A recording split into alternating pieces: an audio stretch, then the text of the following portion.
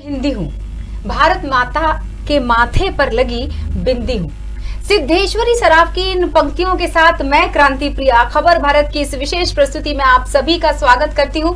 राष्ट्र के माथे की बिंदी हिंदी इस प्रोग्राम में, और हम बात करेंगे बिल्कुल हिंदी दिवस आज मनाया जा रहा है 14 सितंबर। आज की ये तारीख जो अब इतिहास के पन्नों पर लिख चुकी है। मन की बात अगर किसी भाषा में सहजता से की जा सकती है ना, तो वो सिर्फ हिंदी ही है ना।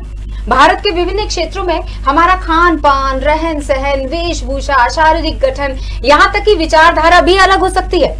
भारत के विभिन्न भागों में अलग अलग धर्म, हिंदू, मुस्लिम, सिख, ईसाई, बौद्ध, पारसी, जैन धर्म के अनुयायी हो सकते हैं जो विभिन्न जातियों में बटे हैं। विभिन्न क्षेत्रों के लोग अलग अलग भाषाएं भी बोलते हैं, लेकिन धर्म, जाति, भाषा, संस्कृति की इन विविधताओं की दूरियों को खत्म कर देती है हिंदी। हिंदी केवल हमारी मातृभाषा या राष्ट्रभाषा ही नहीं, बल्कि ये राष्ट्रीय अस्मिता और गौरव का प्रतीक है।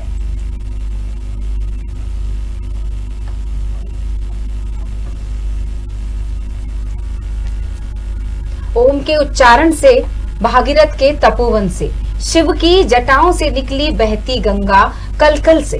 हाँ, मैं सिर्फ हिंदी हूँ।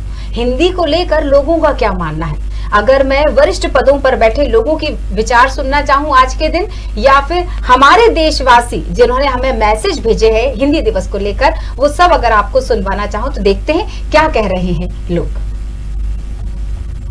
आज जब पूरा देश आजादी का अमृत महोत्सव मना रहा है और प्रत्येक क्षेत्र में हम नई ऊर्जा के साथ नए संकल्प ले रहे हैं, ऐसे में यह सामूहिक प्रयास होना चाहिए कि राजभाषा हिंदी को लेकर संविधान द्वारा निर्धारित लक्ष्यों को हम प्राप्त करें। किसी भी लोकतांत्रिक देश में सरकारी कामकाज की भाषा तभी सार्थक भूमिका अदा कर सकती है जब देश के जन सामान्य से वो जुड़ी हो। आइए हिंदी की यात्रा को शब्दों में सुनते हैं। पाषाण युग से ही अपने अस्तित्व में आई हिंदी, सहज, समझ और सरल विधि से सबके मन को भाई हिंदी। कंठ से स्वर, जिह्वा तालु से व्यंजन बनकर छाई हिंदी। गीत गजल संगीत विधा से हृदय में जा समाई हिंदी। अद्भुत शब्द संयोजन इसका, मात्रा छंद अलंकार बिंदी, एक एक अक्षर दिल में उतरता, इतनी अधिक प्रसारित हिंदी। जल की तरह तरलता इसमें, 100 से अधिक प्रकार हैं इसके। अलग अलग क्षेत्रों में अपने अलग अलग बोली है हिंदी। भाषा संस्कृत जनक है इसकी, प्राकृत भाषा बड़ी बहन है। उर्दू को ना सौतन माने, इतने बड़े हृदय की बिंदी। फिरंगियों का दमन सहा है, निचला मानक इसे दिया है। अति विशिष्ट बनने में सबसे बड़ा अवरोध माना है हिंदी। अंग्रेजी में बोलने वाला उसे सदा माना है साहिब, उसको इतना अनपढ़ माना जो जितना बोले है हिंदी। कहने को तो मातृभाषा है, पर माना इसे मातृभाषा है। शिक्षा विषय में ये वैकल्पिक, वास्तव में अविकल्प है हिंदी। देश के कुछ महापुरुषों ने इसका पुनरुत्थान कर दिया, हिंदी को अनिवार्य बनाया। देश का अब सम्मान है हिंदी। कंप्यूटर युग के प्रारंभ से अंग्रेजी का चाल चलन था, लेकिन अब चलना है संग में तो कंप्यूटर भी है हिंदी। हिंदी का कंप्यूटरीकरण सूचना प्रौद्योगिकी में क्रांति है। शिक्षा, समाचार और रोजगार के नए आयाम बना रही हिंदी। मध्य प्रदेश ने हिंदी को अब पूरी तरह से ओढ़ लिया है। सारे सरकारी पोर्टलों में अब प्रमुख भाषा है हिंदी। यूं तो देश में कई राज्य हैं, सबकी अपनी है क्षेत्रीय बोली, लेकिन गर्व है हमें एमपी पर, हमारी मातृभाषा है हिंदी। भारत देश का हृदय है अपना, मध्य प्रदेश राज्य है अपना। अन्य कई भाषा हैं धड़कन, उनका एक हृदय है हिंदी, उनका एक हृदय है हिंदी। धन्यवाद। आज राष्ट्रीय हिंदी दिवस के उपलक्ष्य में आप सभी को बहुत बहुत धन्यवाद। सारे देशवासियों को मेरी ओर से बहुत बहुत शुभकामनाएं। आज हिंदी दिवस तो हम लोग मना रहे हैं, कई कार्यक्रम आयोजित देश पर हो रहे हैं, कई प्रदेश में, कई जिले स्तर पर बड़े बड़े आयोजन आज हिंदी दिवस को लेकर हो रहे हैं। पर मैं कुछ मुख्य बात आज आप सबके सामने अपनी बात को रखना चाहता हूँ। हिंदी दिवस मनाना चाहिए, होना चाहिए, और मेरा सबसे मुख्य बात यह है कि पूरे देश में हिंदी को एक राष्ट्रीय भाषा मानकर पूरे प्रदेश में इसको लागू करना चाहिए, क्योंकि जब अन्य जिलों प्रदेशों में जब जाते हैं तो महाराष्ट्र में जाते हैं तो वहाँ की भाषा अलग, यूपी जाते हैं वहाँ की भाषा अलग, तमिल, मलयालम, कन्नड़, अलग अलग राज्य में अलग अलग भाषाएं आपको देखने को मिलती है। और कई बार तो ऐसा होता है कि आप जब हिंदी भाषी प्रदेश से जब अन्य भाषा प्रदेश में जब जाते हैं तो वो लोग आपको इस निगाह से देखते हैं जैसे आप उनको कुछ मतलब कुछ खाने को आ गए, मतलब जैसे आप पता पूछते तो वो इस प्रकार से देखते हैं। तो मेरा कहने का तात्पर्य कि जब हिंदी को राष्ट्रभाषा आप हिंदी दिवस जब मना रहे तो मैं माननीय हमारे देश के प्रधानमंत्री मोदी से निवेदन करना चाहूंगी कि भारत के अंदर जब हिंदू राष्ट्र है को आप चला रहे हैं तो हिंदी को भी राष्ट्रीय भाषा घोषित करें ताकि हर एक प्रदेश में हिंदी में ही कार्य होने पाए। आप सभी को हिंदी दिवस की बहुत बहुत शुभकामनाएं। हिंदी भाषा अपने आप में इतनी सशक्त और महान है कि उसके बारे में कुछ भी कहना बहुत छोटा लगता है आज, लेकिन आपको इस दिवस पर संबोधित करते हुए मैं गौरव महसूस कर रहा हूँ। काफ़ी एक जानकारी आपके साथ साझा करना चाहता हूँ। अबू धाबी एक देश है जिसने अपने यहाँ हिंदी भाषा को तीसरा स्थान दिया है। मेरे ख्याल से हमारे सभी भारतवासियों के लिए गौरव की बात है कि हिंदी हमारे ही नहीं बल्कि विश्व के कई देशों में अपना स्थान बनाते जा रही है। आप सभी को पुनः हिंदी दिवस की बहुत बहुत शुभकामनाएं। धन्यवाद। सभी हिंदुस्तान वासियों को हिंदी दिवस की शुभकामना प्रस्तुत करता है।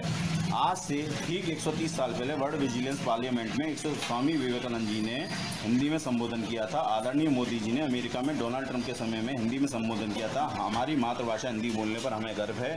जय हिंद, जय भारत। हिंदी पढ़ें, हिंदी पढ़ाएं, हिंदी को जन जन तक फैलाएं। आधुनिकता के इस दौर में हिंदी को ही पहचान बनाएं। नमस्कार। जैसा कि हम जानते हैं कि एक बच्चा जो भाषा बोलता है वह उसकी मातृभाषा कहलाती है, उसी प्रकार हम भी अपनी भारत माँ की संतान हैं और हमारी मातृभाषा है हिंदी। हम सभी का भी ये कर्तव्य है कि हम सभी अपने दैनिक जीवन में, अपने बोलने में, अपने हर कार्य में हिंदी का प्रयोग करें और अपनी मातृभाषा की रक्षा करें। ना खुद बल्कि और दूसरों को भी प्रेरित करें कि वह हिंदी भाषा का ही प्रयोग करें और अपने भारत की संस्कृति और उसके स्वाभिमान की रक्षा करें। हमें गर्व है अपने देश पर, उसकी भाषा पर और अपनी संस्कृति पर। जन जन की भाषा है हिंदी, भारत की आशा है हिंदी, जिसने पूरे देश को बांधा वह मजबूत धागा है हिंदी। जय हिंद, जय भारत। हिंदी दिवस पर आप सभी को बहुत बहुत शुभकामनाएं देता हूं। आज हम देश में हिंदी भाषा के प्रयोग के बारे में बात कर रहे हैं। यह आवश्यक है कि यदि हमें इस देश में हिंदी को प्राथमिकता देना है तो सबसे पहले हमारे देश का नाम, जो कि इंडिया की जगह भारत होना चाहिए। जैनाचार्य आचार्य विद्यासागर जी महाराज ने इस बात की पूरे देश में अलग जगह रखी है कि सबसे पहले हमें अपने नाम को इंडिया नहीं भारत करना होगा, तभी इस देश का विकास हो पाएगा और हिंदी को उतनी प्राथमिकता मिल पाएगी जितना कि आज हमने लक्ष्य निर्धारित किया है। मैं स्वयं भी आचार्य विद्यासागर महाराज जी की प्रेरणा से, मेरी फर्म का नाम MK इंडिया था और लोग मुझे मनोज MK इंडिया बोला करते थे। आचार्य श्री की प्रेरणा से मैंने अपने नाम का बदलाव मनोज MK इंडिया से MK भारत कर लिया। मेरी पूरे देश के लोगों से यह अपील है कि हम अपने देश का नाम इंडिया की जगह भारत बोलें और भारत को ही प्राथमिकता दें। धन्यवाद। जय जिनेंद्र। तो देखा आपने, लोग अलग अलग तरह से हिंदी पर अपने विचार जब व्यक्त कर रहे थे और जो जिस कविता की पंक्तियां मैं पढ़ रही थी वो आगे बढ़ाते हैं। और स्टूडियो में आज जो हमारे विशेष मेहमान हैं उनका स्वागत करते हैं कि सरस्वती के वीणा अंदर हर शब्द मेरा बना सुंदर, करोड़ों मनुज स्वर निकली शब्दों के भरे समंदर से, हाँ मैं सिर्फ हिंदी हूँ। तो स्वागत करते हैं ऐसे ही एक राष्ट्र स्तर के कवि, अगर मैं कहूँ कि राष्ट्रीय कवि, सदस्य केंद्रीय प्रमाणन भोपाल, जिसे सेंसर बोर्ड कहा जाता है, लेकिन परिचय मैं हिंदी के साथ दे रही हूँ। तो हमारे साथ जुड़े हैं सुमित ऊर्जा जी। बहुत बहुत स्वागत है सर, बहुत अच्छा लग रहा है एक बार फिर आपको स्टूडियो में आमंत्रित करके। स्वागत। और जिस तरह से आपने सुना होगा, अलग अलग वर्ग के लोगों की हमने उनके विचार भी जान लिए। कोई कविता सुना रहा था, कोई अपने व्यथा व्यक्त कर रहा था, तो कुछ चिंता ये बता रहा था कि किस तरह से हिंदी को लागू किया जाना चाहिए सिर्फ कहने भर से काम नहीं चलेगा, या ये कहना चाहिए मुझसे आपसे सवाल रखते वक्त कि हिंदी दिवस मनाने से काम नहीं चलेगा, हिंदी को अपनाने से काम चलेगा? इस अलग अनूठी भूमि का अनुमान समझना मुश्किल है, इस भूमि की पावनता परिधान समझना मुश्किल है। वैसे तो भारत का कोना कोना घूम रहे हैं, पर बिन हिंदी को जाने हिंदुस्तान समझना मुश्किल है। अब मैं आगे बात करूं। कुछ लोगों को लगता हुआ 4 पंक्तियां और सुनाता हूं। जी, जरूर। क्यों समझना मुश्किल है? हाँ। हिंदी के बिना हिंदुस्तान को समझना। हिंदुस्तान भावना प्रधान देश है। कुछ लोगों को लगता होगा ये गांव की भाषा है, शीतलता की संवाहक है, ये छांव की भाषा है। जीवन के हर जज्बातों को शब्द यही दे सकती है, जीवन के हर एहसासों को शब्द यही दे सकती है, जीवन के रिश्ते नातों को शब्द यही दे सकती है। सरस्वती माता की बिटिया यह भावों की भाषा है। क्या बात है, क्या बात है। तो हिंदी को मैं जहां तक बोलूंगा कि यह भावों की भाषा है। हर रिश्ते नाते भावनाएं दुनिया की किसी भाषा में अगर व्यक्त हो सकती हैं तो वह इतनी समृद्ध सिर्फ हिंदी है। वरना आप देखेंगे रिश्तों के परिदृश्य में जिसे पापा की बहन आंटी है, मम्मी की बहन आंटी है, पड़ोस में रहने वाली आंटी है, लेकिन हिंदी में जब आएंगे तो हर रिश्ते पापा की बहन बुआ है, मम्मी की बहन मौसी है, मासी है, बल्कि मौसी तो हम अब ब्रंश करके कहते हैं, मासी है। और जो है पड़ोस में रहने वाली आंटी है तो वो चाची है, तो वो उसके प्रति भी एक आत्मीयता और लगाव का भाव है। तो कहने का तात्पर्य यह है कि यह भावों का भारत है और भावों की भाषा हिंदी है। इसलिए बिना भारत में, हिंदी के बिना और हिंदी के बिना भारत की एक दूसरे की सहअस्तित्व कल्पना नहीं हो सकती है। बिल्कुल, मतलब भारत और भाषा, और भाषा मतलब हिंदी, भाषा मतलब हिंदी, भाषा मतलब हिंदी। तो हमारे साथ एक और गेस्ट हैं, मतलब मेहमान हैं, अतिथि हैं।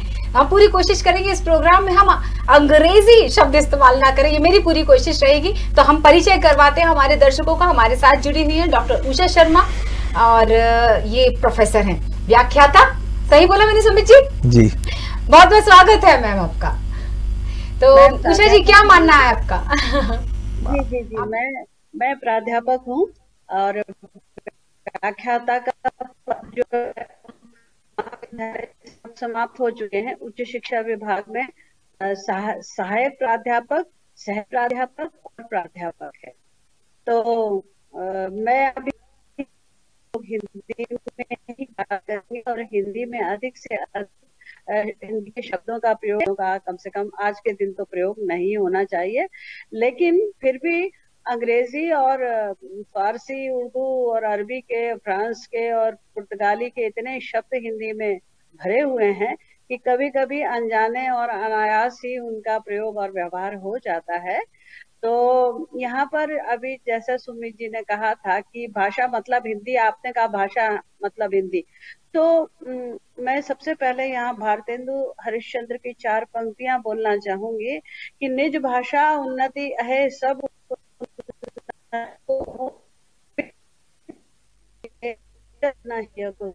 और ये पंक्तियां उन्होंने तब कही थी जब हमारा देश आजाद नहीं हुआ था, और भाषा के माध्यम से उन्होंने चेतना अलग जगाया था, क्योंकि उन्होंने स्पष्ट कहा कि जब तक हमारी एक राष्ट्रभाषा नहीं होगी तब तक हमारी उन्नति असंभव है, क्योंकि हम एक भाषा के जानकार नहीं होंगे सारे भारतवासी, तब तक हम कैसे अपनी बातों को, अपने संदेशों को एक स्थान से दूसरे स्थान, राज्य से दूसरे राज्य और समूचे भारतवर्ष में हम कैसे जागृति का, कैसे शंखनाद करेंगे।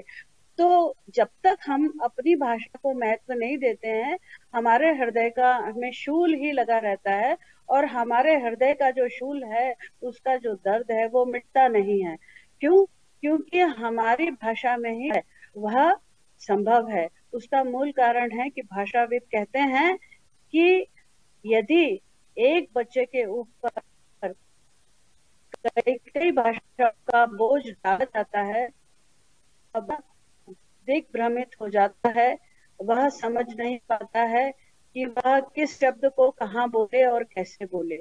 तो यहाँ पर उसका बौद्धिक स्तर भी कम हो जाता है। लेकिन जब बच्चा अपनी मातृभाषा में, राष्ट्रभाषा में हिंदी भाषा में पढ़ता है तो उसका आईक्यू लेवल जिस कहना चाहिए, बुद्धि का जो एक मानक स्तर से कहा गया ज्यादा अधिक होता है उन बच्चों की तुलना में। जी मैं बिल्कुल सुमित जी, आपसे एक सवाल मेरे मन में उठ गया, जैसे आईक्यू लेवल और बहुत सारे ऐसे शब्द हैं जिनका पर्याय नहीं मिल पाता, मतलब ये कहा जाए कि हिंदी में जिनके लिए कोई शब्द तुरंत नहीं बन पाता, तो क्या हम डिपेंडेंसी, यानी देखिए मैंने अभी कह रही मैं कितनी भी कोशिश करूं पर मैं आधे घंटे लगातार बिना अंग्रेजी शब्द का, एक भी शब्द का इस्तेमाल किए अपने वाक्य को नहीं रख पाऊंगी, यानी निर्भरता बहुत ज्यादा हो गई है उस दूसरी भाषा की। देखिए हजारों वर्षों की आपकी गलती नहीं है ये, मैं इसे आपका अपराध नहीं मानूंगा। हजारों वर्षों की जो गुलामी है भारत के ऊपर, और फिर खास करके जो 200 वर्षों की प्रत्यक्ष रूप से प्रशासनिक और शासनिक जो गुलामी थी, और उसके बाद जो लोग आए, ये 75वां वर्ष हम मना रहे हैं, इसमें अधिकांश समय उन लोगों का रहा है जो तन से तो अपने आप को कहते थे वो कि मैं तन से हिंदू हूं लेकिन मन से ईसाई हूं, सभ्यता से ईसाई हूं, खान पान से मुस्लिम हूं, इस तरह का अपने अंदर जो है दंभ पालने वाले लोगों के कारण एक देश में माहौल बना कि जो अंग्रेजी में बात करेगा, जो अंग्रेजी बोलेगा वो बुद्धिमान है, और जो हिंदी बोलेगा वो गांव का पिछड़ा हुआ। मैंने जब जैसे कहा ना कि कुछ लोगों को लगता होगा ये गांव की भाषा है, लेकिन ये मिथक देश में स्थापित हो गया। इसलिए हम भी, आपके माता पिता भी, और हम भी जब एक माता पिता के रूप में बच्चों को शिक्षित करने की प्रक्रिया में आते हैं तो हमें लग रहा है अंग्रेजी भी जाने बच्चा, अंग्रेजी जाने, और कई लोगों को लगता है अंग्रेजी ही जाने। अब हम लोगों में कहीं राष्ट्रीयता का और अपने हिंदी के प्रति गर्व का बोध आता है तो हम बहुत से बहुत इतना कर पाते हैं कि भाई अंग्रेजी भी जाने और हिंदी भी जाने। तो मेरी जो आपकी जो शब्द आ रहे हैं बीच बीच में, उसके पीछे कारण ये है कि हजारों सैकड़ों वर्षों में ये हमारे दिमाग में ठूस ठूस के भर दिया गया है कि ऐसा बोलेंगे तो ही अपन जो है पढ़े लिखे कहलाएंगे। मैं विनम्रता पूर्वक निवेदन करता हूं कि अंग्रेजी एक लैंग्वेज है, एक भाषा है, यह ज्ञान नहीं है, ये नॉलेज नहीं है। इस मिथक से अगर जो हम बाहर निकलेंगे तो हम गर्व के साथ हिंदी भी बोलेंगे और आवश्यकता पड़ने पर अन्य भाषाओं का ज्ञान भी होगा तो उसका भी प्रयोग करेंगे। लेकिन जो इंग्लिश कल्चर आया है कि हम हिंदी भी बोलेंगे तो इसमें 10-12 शब्द धड़ाधड़ जब तक अंग्रेजी के नहीं आएंगे, जो कॉकटेल वो भाषा हम बोल रहे हैं, ये जब तक हम नहीं बदलेंगे तो मेरी 4 पंक्तियां हैं, मैं आपको सुनाता हूं, बड़े गर्व के साथ मैं लोगों के बीच में बताता हूं, और ये प्रत्यक्ष मैं खबर भारत के दर्शकों को बता रहा हूं। ये बिल्कुल सच्ची घटना है कि मैं विमान में था, विमान की परिचारिका से मैंने कहा कि देवी, इस विमान का विमानपत्तन से प्रस्थान करने का निर्धारित समय क्या है। मुझे लगा कि जो समय मुझे बताया गया था उस समय को हम क्रॉस कर चुके हैं। मुझे लगा कि शायद मैं उसमें मैं कहीं भ्रमित हूं, तो मैंने उससे विनम्रता पूर्वक पूछा कि देवी, इस विमान का विमानपत्तन से प्रस्थान करने का निर्धारित समय क्या है। मेरा इतना पूछना था कि मुझे आगे की पंक्ति के लोग पीछे मुड़कर के, जिन्होंने बड़ा पश्चिमी परिधान पहना हुआ था, गले को बिल्कुल कंठ लंगोटी से कस रखा था, वो पीछे मुड़कर के उन्होंने पूरी काया को पलट करके मेरे जो है काया का दर्शन किया, मेरे चेहरे का दर्शन किया। तो मुझे लगा कि अगर मैंने ये बात अंग्रेजी में पूछी होती तो ये अपनी बलिष्ठ काया को इतना जो है कष्ट ना देते कि वो पूरा पीछे मुड़कर के देखते कि कौन बैठा है। तो मुझे गर्व की अनुभूति हुई कि मैंने ठीक ठीक पूछा है। मैंने 4 पंक्तियां लिखी 40,000 फीट की ऊंचाई पर कि तुम्हारे कद की ऊंचाई सभी उड़ के देखेंगे। मैं कह रहा हूं नई पीढ़ी को, दर्शकों को, कि तुम्हारे कद की ऊंचाई सभी उड़ के देखेंगे, महक किरदार में होगी सभी जुड़ जुड़ के देखेंगे।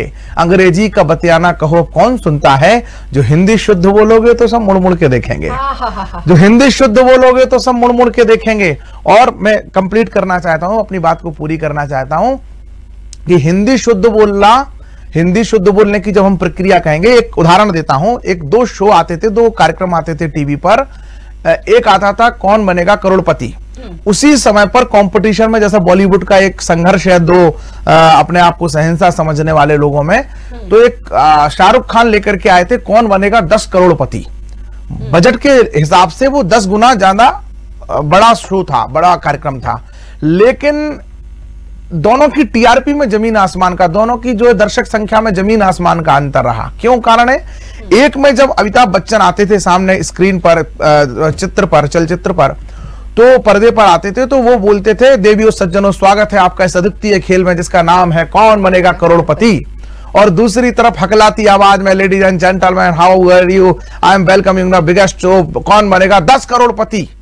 तो वो जो शाहरुख खान की आवाज थी और अमिताभ बच्चन के शब्द का संग्रह था, उसमें भारतीय जनमानस कनेक्ट होता था, भारतीय जनमानस जुड़ता था उस हिंदी के शब्दों से, हिंदी की भाषा से, हिंदी के एहसासों से, हिंदी के संप्रेषण से। इसलिए वो 1 करोड़ का इनाम होने के बावजूद भी 125 करोड़ देशवासियों के मन में बस गया, और 10 करोड़ का इनाम होने के बावजूद भी आज उसकी कोई चर्चा नहीं होती, दूसरा सीक्वेंस आने की, दूसरा उसका संस्करण आने की कोई रूपरेखा बन नहीं सकी। आपने जब जिक्र किया है अमिताभ बच्चन साहब का, तो वो लाइन बिल्कुल बोलनी चाहिए, क्योंकि बार बोलने में जितनी घृणा होती है उतनी ही मधुशाला बोलने में कितना अच्छा लगता है। हाँ। कि मंदिर मस्जिद बैर कराते मेल कराती मधुशाला, और जब बार की बात करें तो लोग सोचते अच्छा, मतलब शब्दों का कितना फेर है। देखिए अब मैं आपको इसमें एक और शब्द का वो कर रहा हूँ, बार, फिर एक शब्द और इससे जुड़ा चलता है बार वाला, जो मुंबई में काफी चर्चित रहता है, और दूसरी तरफ बार वाला का जो हिंदी संस्करण है वो नगर बधू। अब बधू शब्द जहां जुड़ गया वहां कितना एक रिश्ता कनेक्ट हो गया। तो शब्द एक ही है, भाव एक ही है, लेकिन शब्द का अंतर है। मैं एक टीवी चैनल की डिबेट में था 4-5 वर्ष पहले, इसी तरह की वार्ता में था, तो एक एंकर ने कुछ बच्चे आए हुए थे स्कूल के, और उन्होंने एक सवाल पूछा था किसी से। एक बाबा जी हमारे बीच में आए हुए थे जो 10-12 देशों की यात्रा करके फिर भी भगवा वस्त्र धारण करके, और उन्हें अपनी विद्वता हिंदी का बड़ा उनको अंदर भी गौरव था। उनसे किसी विद्यार्थी ने पूछा कि मछली जल की रानी है, जीवन उसका पानी है, ये हम बच्चों को सिखाएं, हाँ। या ट्विंकल ट्विंकल लिटिल स्टार या जॉनी जॉनी यस पापा हम सिखाएं। हाँ। इसमें भ्रम कैसा है, इस पर विचार चल रहा था कि बच्चों को ये सिखाना चाहिए। कुछ भी सिखाएं, क्या फर्क पड़ता है, इसमें अंतर क्या है, ये सिखाएंगे तो क्या हो जाएगा, बच्चा नहीं सीखेगा बोलना।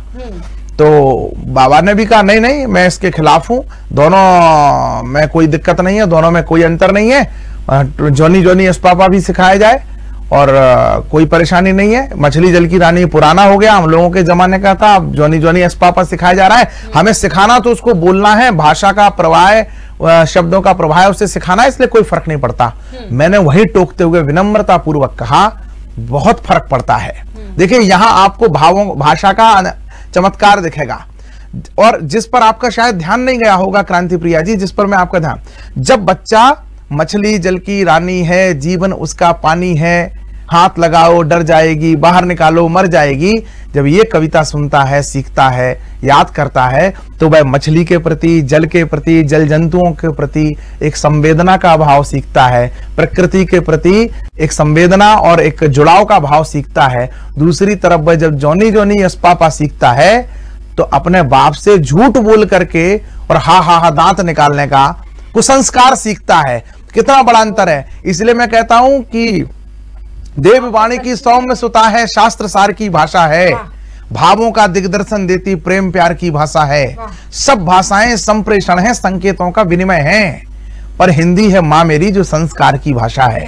क्यों संस्कार की भाषा है? दुनिया की अकेली भाषा है जिसमें पत्र लिखोगे तो स्वतः ही अंदर से आएगा पूज्य पिताजी सादर चरण स्पर्श, और अंग्रेजी में लेटर लिखोगे, पत्र लिखोगे तो कहोगे dear dad how are you, I am fan, you are how are you, क्योंकि उनकी उस भाषा में पिताजी के चरण स्पर्श करने का ही संस्कार नहीं है। इसलिए मैं माता पिताओं को आग्रह करना चाहता हूं, अपने बच्चों से अगर संवेदना और संस्कार की अपेक्षा है तो पहले आप उसमें हिंदी के संस्कार की माला को डालिए। ये माला, और ये बहुत बड़ा मिथक है इस देश के अंदर। मैं नेशनल कॉन्वेंट स्कूल में पढ़ा हूं 7वीं तक। बाद में मैंने बाई चॉइस, कोई आर्थिक समस्या नहीं थी, मेरे पिताजी सर्विस में थे, हम प्राइवेट स्कूल को कंटिन्यू कर सकते थे, निरंतर हो सकता था। मुझे लगा, मैंने पिताजी से आग्रह पूर्वक शासकीय स्कूल में मैंने अपना प्रवेश कराया और मैंने 8वीं से शिक्षा शासकीय स्कूल में ली।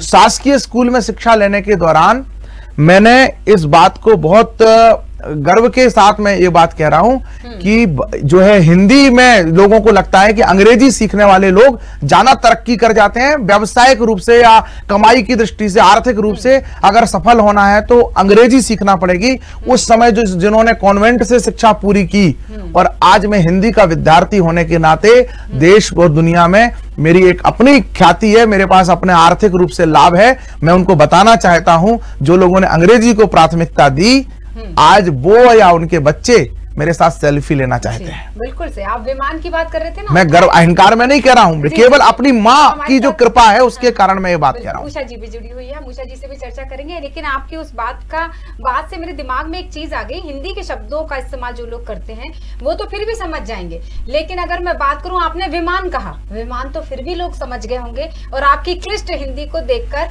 सुनकर मुड़ मुड़ कर आपको देख रहे थे। लेकिन जब आप लोहपथ गामनी से अगर आ रहे होते तो क्या सोच रहे होते लोग और क्या समझ पाते वो बच्चे। खैर, हमारे साथ प्रोफेसर उषा मैम हमारे साथ जुड़ी हुई लगातार।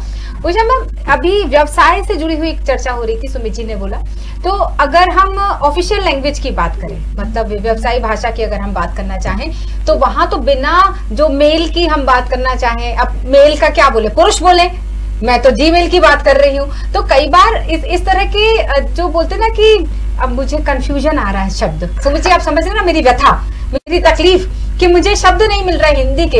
इतना ज्यादा हम डूब चुके हैं किसी दूसरी भाषा में कि वाकई बहुत, जैसे बोलते हैं लड़खड़ाने लगती है जब हिंदी, तो अंग्रेजी सहारा देने लगती है। उषा मैम, आप क्या मानती हैं अगर ऑफिशियल लैंग्वेज की हम बात करें तो? देखिए, मैं आपको एक श्लोक सुनाना चाहूंगी कि शब्दार्थ संबंधे लोकतः अर्थ प्रयुक्ते शब्द प्रयोगे शास्त्रेण धर्म नियमः यथा लौकिक वैदिकेषु। इसका अर्थ है कि लोक अथवा समाज में द्वारा किसी विशेष शब्द का जिस अर्थ में प्रयोग किया जाता है, जिस अर्थ में उस शब्द को लिया जाता है, उस शब्द का सिद्ध अथवा प्रामाणिक अर्थ बन जाता है। यानी जो अर्थ हम ग्रहण करते हैं वह सिद्ध अर्थ बन जाता है, प्रामाणिक अर्थ बन जाता है, और फिर शब्दार्थ प्रयोग के बाद शास्त्र द्वारा उसी को मान्यता दे दी जाती है।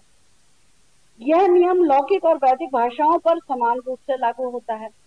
तो यहाँ पर हम देखते हैं कि जो हिंदी भाषा की संरचना है पूरी की पूरी, वो संस्कृत के तत्सम शब्दों से बनी है।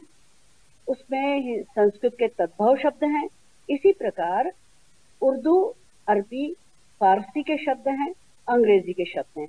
अब देखिए, जो कार्यालयी हिंदी है, कामकाजी हिंदी है, प्रायोगिक व्यवहार की हिंदी है, इसमें क्या हुआ कि हमारे देश में जब मुगलों का शासन रहा तो हमारे प्रशासनिक भाषा फारसी थी, और फारसी में ही हम लोग कहावतें सुनते हैं कि पढ़े फारसी बेचे तेल। मतलब इतनी समृद्ध भाषा को पढ़ने के बाद, कार्यालयीन भाषा को जानने के बाद, साहित्य की भाषा को जानने के बाद तेल बेचना पड़ रहा है, तो उस भाषा का कितना अपमान है। लेकिन जब अंग्रेज आ गए तो फारसी को तिलांजलि दे दी गई। अब अंग्रेजों की भाषा ही हमारे लिए सर्वोपरि हो गई, क्योंकि अंग्रेजी भाषा जो है वो, अंग्रेज हमारे शासक थे, तो अंग्रेजी भाषा हमारे लिए सीखना जरूरी हो गया। इसी प्रकार जब हमने आजादी पाई तब हमारे देश में महात्मा गांधी जी के प्रयासों से और अन्य सरदार वल्लभ भाई पटेल जी के प्रयासों से, और भी इसके लिए बहुत सारी कमेटियां, समितियां गठित हुई, तब हमारे देश में ये निर्णय लिया गया कि हमारे देश की एक भाषा होना चाहिए और वह एक भाषा होना चाहिए हिंदी, और उसी में हमारे देश की वही राजभाषा बनना चाहिए, वही राष्ट्रभाषा बनना चाहिए। एक सवाल इसमें जुड़ जाता है उषा मैम कि विविधताओं वाला हमारा देश है। अभी जो उषा जी कह रही थी कि एक भाषा तय होनी चाहिए, विविधताओं वाले देश में साउथ की तरफ अगर हम चले, दक्षिण भारत की तरफ हम चले, वहां हिंदी समझ ही नहीं पाते, तो शायद कहीं ना कहीं रुकावट इस भाषा को चाहूं और फैलने से या उसे राष्ट्रीय भाषा बनाने से, स्थापित आधिकारिक लैंग्वेज की हम बात कर रहे हैं, कहीं ना कहीं बाधा बन रही है। देखिए, वो इसलिए प्रिया जी कि पश्चिम बंगाल जो हमारे में, कलकत्ता विश्वविद्यालय में, मैं इस बात से बिल्कुल भी सहमत नहीं हूं कि वहां पर बिल्कुल भी क्या है कि दरअसल वहां उनकी भाषा, चलिए मान लेते हैं कि एक दृष्टि से वहां की भाषा हिंदी नहीं है, तो क्या अंग्रेजी है क्या? लेकिन अंग्रेजी तो समझ लेते हैं। हाँ। अंग्रेजी तो बात करते हैं। कारण क्या है, मैंने जो उषा जी कह रही हैं कि प्रशासनिक भाषा का प्रयोग अंग्रेजी के रूप में होने से, अधिकांश पत्र व्यवहार अंग्रेजी के रूप में होने से वो उसकी तरफ झुकाव ज्यादा हो गया, और जो पीढ़ी दर पीढ़ी आनी चाहिए थी हमारे बोलचाल में वो नहीं आ पाई। तमिलनाडु की हम बात करेंगे तो वहां पर जो भाषा बोली जाती है, अब तमिल पूरी संस्कृत निष्ठ भाषा है। ये कहे कि हिंदी, संस्कृत से हिंदी की यात्रा के बीच में कहीं तमिल स्थायित्व में रही होगी, इस बात पर भी लोग विद्वानों का अपना अपना अलग अलग मत है। तो मूल में देखिए, मैंने कहा ना, सरस्वती माता की बिटिया ये भावों की भाषा है। ये जो है संस्कृत की बेटी है, संस्कृत की भी बेटी है। संस्कृत निष्ठ हिंदी हमारे यहाँ की जो भाषा है वो तमिल और दक्षिण भारत में देखे जाएंगे तो वहां से एक कनेक्शन, एक संबंध तो हमारे डीएनए का मिलता ही है। लेकिन वो आज की स्थिति में अपन ये बोलें कि वहां प्रशासनिक भाषा के कारण अंग्रेजी वहां समझ जाते हैं, अंग्रेजों का प्रभाव उन पर अंकित हो गया केवल 200 वर्षों में, और हजारों वर्षों में हिंदी का प्रभाव अंकित नहीं हो पाया। ये हमारी गलतियां हैं, हमारी त्रुटि हैं। हिंदी वैश्विक लेवल पर जो है जानी और समझे वाले, और ये भावों का संप्रेषण है। हिंदी से कई बार तो बिना बोले शब्द जो है केवल उसके जो संकेत हैं हिंदी में बोलने, हिंदी भाषा के जो संकेत हैं उनसे बातें संप्रेषित हो जाती हैं। मैं बहुत सारे उदाहरणों से भी इस बात को स्पष्ट कर सकता हूं। हाँ, लेकिन जहां नहीं है, हिंदी वैश्विक हो रही है, हिंदी का प्रभाव बढ़ रहा है। हिंदी को समझ, क्योंकि बहुत सारे शास्त्र जो है, वो बहुत सारा ज्ञान है, वो हिंदी के माध्यम से ही आप उसे, जिन लोगों को संस्कृत के उन वेदों का ज्ञान है, अगर आपको वेद का ज्ञान समझना है तो जो इनको वेदों का ज्ञान है उन संस्कृत निष्ठ लोगों को अंग्रेजी में समझाने में असुविधा है आपको। लेकिन आप हिंदी सीख करके उनके समक्ष बैठेंगे तो वो हिंदी में आपसे उस वेद का ज्ञान आपके को दे सकते हैं। तो दुनिया के लोग, मैं ओरछा में रहता हूं, पर्यटन स्थल है, ओरछा में बहुत सारे लोग आते हैं जो हिंदी बोलना सीख रहे हैं या सीख गए हैं। क्योंकि हिंदी सीखना है तो भारत की जमीन पर, भारत की मिट्टी में आपको रमना पड़ेगा। जगह जगह बोर्ड लगे हैं, 60 दिन में अंग्रेजी बोलना सीखिए, 30 दिन में अंग्रेजी बोलना सीखिए, और अब तो और दुनिया तेज हो गई तो अब बोर्ड लगा दिए हैं लोगों ने, 30 घंटे में अंग्रेजी बोलना सीखिए। कोई एक पूरी दुनिया के किसी संस्थान में बता दे मुझे, कोई 30 घंटे में अंग्रेजी बोलना सिखा देगा, 60 दिन में अंग्रेजी बोलना सिखा देगा। एक बोर्ड हम भी लगाएंगे उसके नीचे कि बहुत जल्दी हिंदी बोलना सीखिए।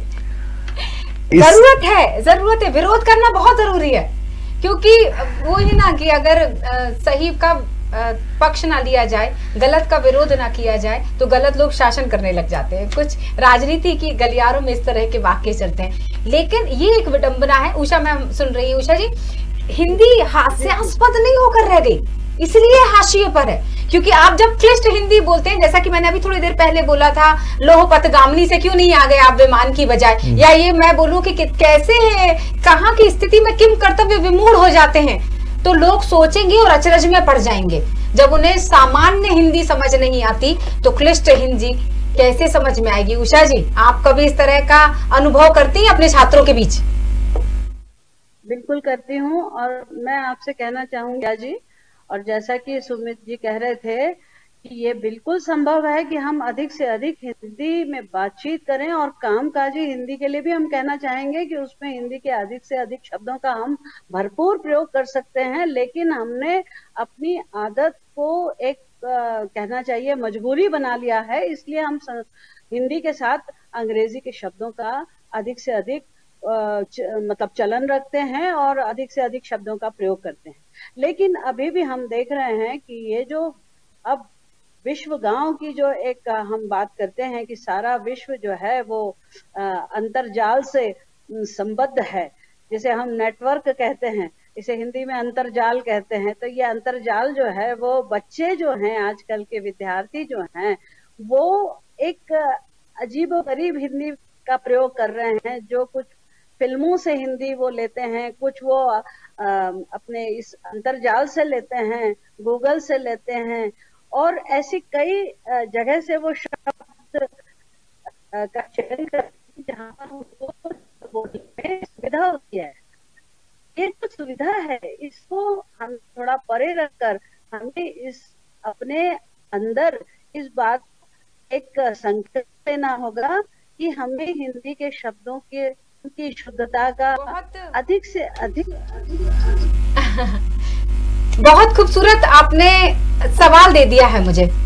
और सुमित जी राष्ट्रीय स्तर के कवि हैं, राष्ट्रीय कवि तो हैं ही, जैसा कि मैंने एक और परिचय इनका जोड़ा कि ये सेंसर बोर्ड जिसका नाम आपने लिखवाया था केंद्रीय प्रमाणन भोपाल, तो मैंने मेरी दर्शकों की थोड़ा फिल्म प्रमाणन बोर्ड, फिल्म प्रमाणन भोपाल, मैंने थोड़ा सा भोपाल नहीं है, केंद्रीय फिल्म प्रमाणन बोर्ड। देखिए अभी भी मैं उस हिंदी को सेंसर बोर्ड को मुझे ठीक करने में समय लग रहा है, तो मैं सेंसर बोर्ड बोल देती हूँ। सुमित जी, बॉलीवुड की बात हो रही थी, फिल्मों की, मैम ने अभी जिक्र किया वो शब्द जिसका सीधा संबंध भी आपसे है।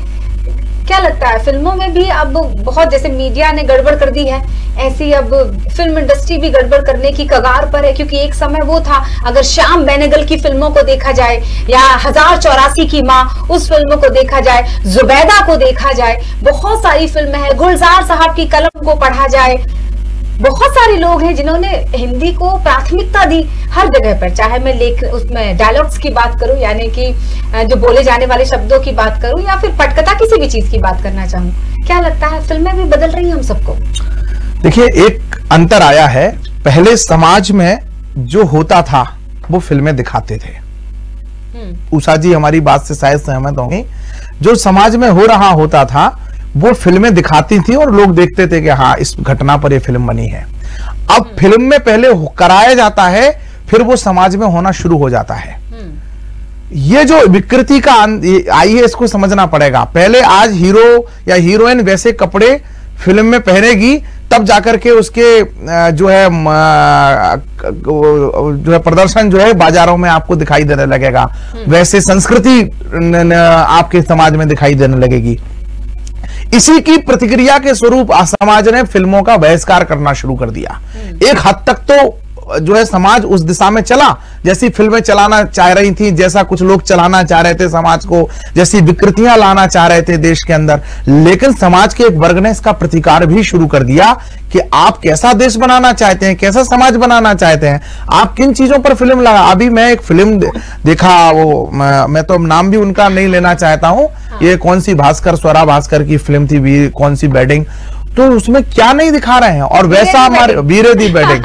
तो चीजें मतलब समाज में पहले दिखाते हैं कि आप ऐसा करिए, और भाषा का, और ये मैंने कहा ना, आपको कुछ गंदा दिखाना पड़ेगा, कुछ विकृत दिखाना पड़ेगा, तो आपको फिर भाषा भी अंग्रेजी चैनल, उसमें देखना आप आधे से ज्यादा गालियां, जो गालियों का वार्तालाप है वो टोटल अंग्रेजी में हो रहा है, क्योंकि हिंदी में इस तरह के शब्दों के लिए स्थान नहीं है, हिंदी में इस तरह के संस्कारों के लिए स्थान नहीं है, हिंदी में इस विकृति के लिए स्थान नहीं है। इसलिए जहां जहां आप देख लेगा संस्कृति छूटी है, समझ लेना हमारी भाषा को छोड़ करके विकृति की तरफ बढ़े हैं।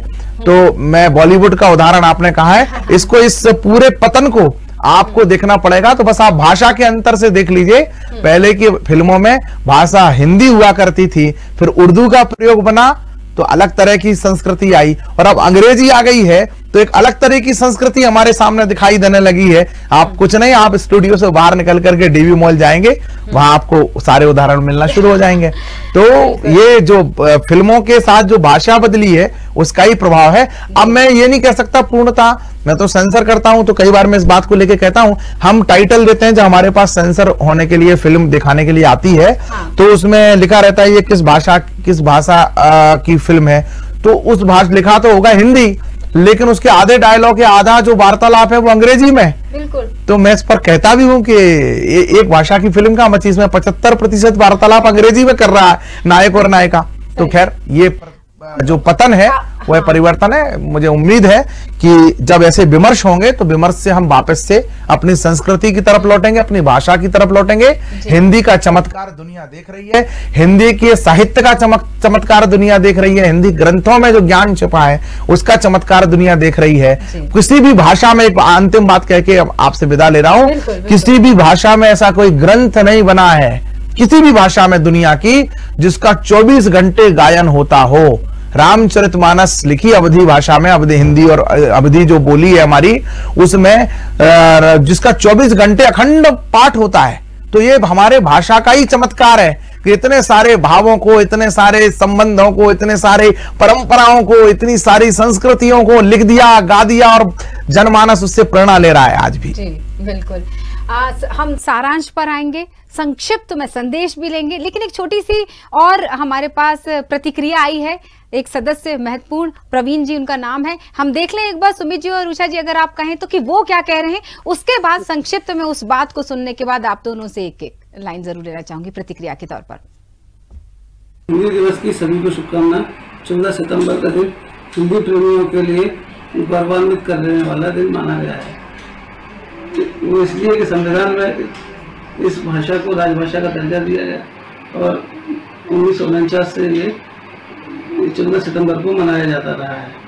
हिंदी की सबसे अच्छी सेवा यही होगी कि सभी हिंदी में बात करें और त्रुटि रहित हिंदी में बात करें, लिखे भी त्रुटि रहित और बात भी करें। तो फिर माँ की मीठी बोली में और प्यार की हर एक लोरी में सुस्वागत से निकली लिखी दरवाजे पर, हाँ मैं मातृभाषा हिंदी हूँ। क्या कहना चाहेंगे? जाने से पहले बिल्कुल संक्षिप्त में आप उसको कविता का स्वरूप भी दे सकते हैं और उषा मैम से भी लेना चाहूंगी कि वो क्या कहना चाहेंगी। तो पहले मैं उषा मैम से लेती हूँ और फिर पंक्तियों के साथ इसका समापन जरूर करना चाहूंगी। जी उषा जी। कहती हूँ कि हिंदी भाषा में कोई भी भाषा हो, पर हमारी भाषा में तो जो संस्कृति का समावेश है और हमारी जो भाषा, जो एक तरह से कहना है हिंदी भाषा संस्कृति की संवाहक भाषा है और इस संवाहक भाषा ऐसी संवाहक भाषा है जो हमें जयशंकर प्रसाद की एक पंक्ति याद दिलाती है कि तुमुल कोलाहल कलह में मैं हृदय की बात रे मन। तो सारी संसार की कितनी भी भाषाएं हैं, हमें एक तरह से उनका तुमुल कोलाहल ही सुनाई पड़ता है और हृदय की बात तो जो है हमें हमारी भाषा में ही सुनाई पड़ती है। और यह सच है कि जब तक हम अपनी भाषा को अपने प्राणों से नहीं जीते हैं, तब तक हमारी भाषा जो है वो लोकप्रिय नहीं होती है, सबके लिए संवाहक नहीं होती है और सही संप्रेषण भी हम अपनी ही भाषा में कर पाते हैं। तो इसीलिए कबीर ने कहा है, उन्होंने तो कहा है भाषा सतगुरु सत्य है। उन्होंने तो भाषा को सतगुरु सत्य ही मान लिया, यानी कौन सी भाषा? जो हमारी अपनी भाषा है। और भाषा को उन्होंने कहा कि संस्कृत के लिए कहा, संस्कृत है कूप जल और भाषा बहता नीर। अब जो संस्कृत है वो एक तरफ से सिमट के रह गई थी और हिंदी ने प्रवाह ले लिया, तो बहता नीर भी कहा गया है उसे। तो अब हमारा बहता नीर है ये, और इस बहते नीर की जो शुद्धता है। जी बहुत बहुत शुक्रिया। सुमित जी, जाने से पहले दर्शकों से इतना कहना है, मेरे साथियों से, युवा साथियों से, कि माएं और भाषाएं अपने बच्चों से गर्वित होती हैं, अपने बच्चों से बड़ी बनती हैं। जब कोई माँ को उसके बच्चे कहेंगे कि ये मेरी माँ है और मुझे इसके बेटे होने पर गर्व है, तब उस माँ का जो है मस्तक गर्व से ऊंचा होगा। इसी प्रकार से हमारी माँ हिंदी है। जब उसके हिंदी इसलिए नहीं बड़ी होगी कि हम उसे अंग्रेजी का कोई उसमें कोडिंग करा लें कंप्यूटर में, गूगल में केवल हिंदी ले आए, इससे बड़ी नहीं होगी, या कुछ फिल्में आ जाए हिंदी की, इससे बड़ी नहीं होगी। हिंदी तब बड़ी होगी जब उसके बेटे गर्व के साथ बोलेंगे। जब उनका एक बेटा नरेंद्र मोदी संयुक्त राष्ट्र के सम्मेलन को संबोधित करते हुए हिंदी में अपना उद्बोधन देंगे, और उद्बोधन को सुनने और समझने के लिए, चूंकि उनके बेटे का प्रभाव ऐसा है दुनिया में कि वो क्या बोल रहे हैं ये दुनिया समझना चाहती है, इसलिए हम ट्रांसलेटर लगा करके बिल गेट्स का भाषण नहीं सुनेंगे, या हम ट्रांसलेटर लगा करके दुनिया के देशों का भाषण नहीं सुनेंगे। दुनिया हमारे देश के नायकों का भाषण ट्रांसलेटर लगा करके समझेगी, और हमारे बेटे मां भारती के बेटे, मां हिंदी के बेटे अपनी भाषा में गर्व के साथ बड़े सदनों में, बड़े पटल पर, अपने संस्थान में, अपने स्थान पर, अपने जीवन में, अपने प्रदर्शन में बोलेंगे, लेकिन अन्य भाषाओं का ज्ञान रखेंगे, अन्य भाषाओं के गुलाम नहीं बनेंगे। इस संकल्प के साथ हम इस हिंदी दिवस के अवसर पर आप सभी को शुभकामनाएं देते हैं। बहुत बहुत शुक्रिया। तो दर्शकों को जाने से पहले बता देते, हमारे साथ जुड़े हुए थे सुमित ओरछा जी, दिख रहे हैं, उनका शुक्रिया करते हैं, धन्यवाद देते हैं सुमित ओरछा जी का, और साथ में थी प्रोफेसर उषा शर्मा जी। तो आप दोनों का बहुत बहुत शुक्रिया। और जाने से पहले खूबसूरत पंक्तियां हैं जो दर्शकों के साथ शेयर करेंगे कि करते हैं तन मन से वंदन जन गण मन की अभिलाषा का, अभिनंदन अपनी संस्कृति का, आराधन अपनी भाषा का। जिन्हें 69, 79 और 89 में फर्क समझ आता है, उन्हें हिंदी भाषा की ढेर सारी शुभकामनाएं। नमस्कार।